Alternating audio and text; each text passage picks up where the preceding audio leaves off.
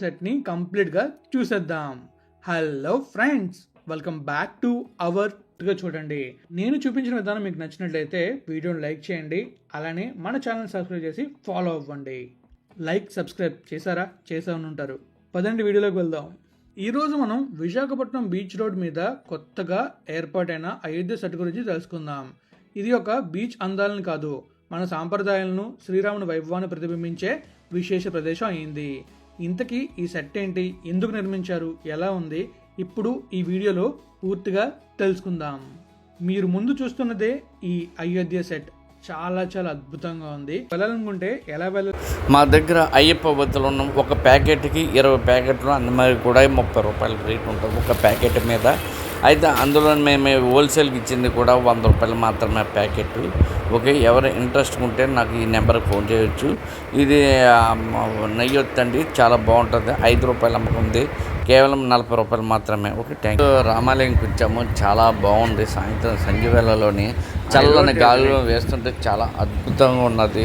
Okay, ఇది తప్పకుండా మన ఈ అయోధ్య సెట్ చూడండి. తప్పకుండా నా ఛానల్ లైక్ చేయండి, షేర్ చేయండి. Srinu talks YouTube channel. Okay, రాముడు చూడండి ఎలా ఉందో అంతా కూడా. Thank you important. ఓకే, సముద్ర అల్లలకి చాలా హాయిగా ఆనందంగా ఉన్నది. ఇక్కడ సాయంత్రం చాలా బాగుంది. చూడండి సముద్రం ఎలా ఉందో. మనకి చుట్టూ కెరటాలు కూడా ఈ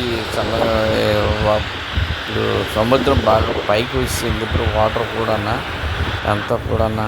ఓకే, మన ఇక్కడ అయోధ్య చూడండి ఎలా కట్టారో పీస్ఫుల్గా.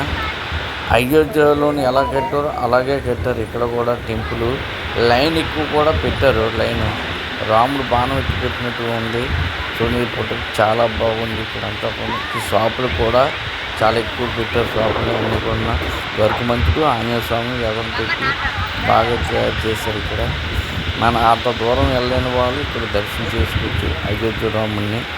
Okay, thank you. నా ఛానల్ లైక్ చేయండి, షేర్ చేయండి. Srinu talk YouTube channel. Only లోపలికి అక్కడికి వెళ్ళి ఎంట్రన్స్ రేటు 50 రూపాయలు తీసుకోవాలి. తీసుకొని అక్కడ చూస్తారు, ఇక్కడ కూడా చెకింగ్ చేస్తారు. చెకింగ్ చేసి లోనికి పంపిస్తారు. Okay, thank you.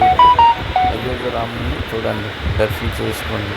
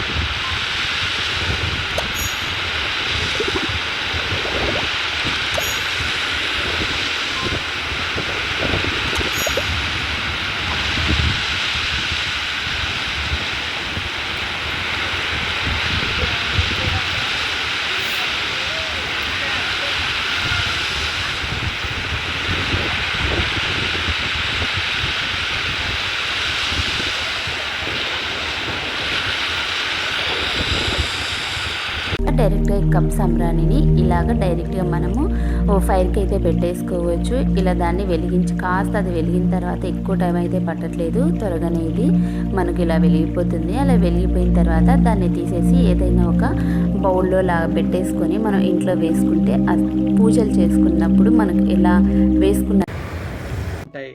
అందరికీ చాలా చాలా థ్యాంక్స్. జై శ్రీరామ్.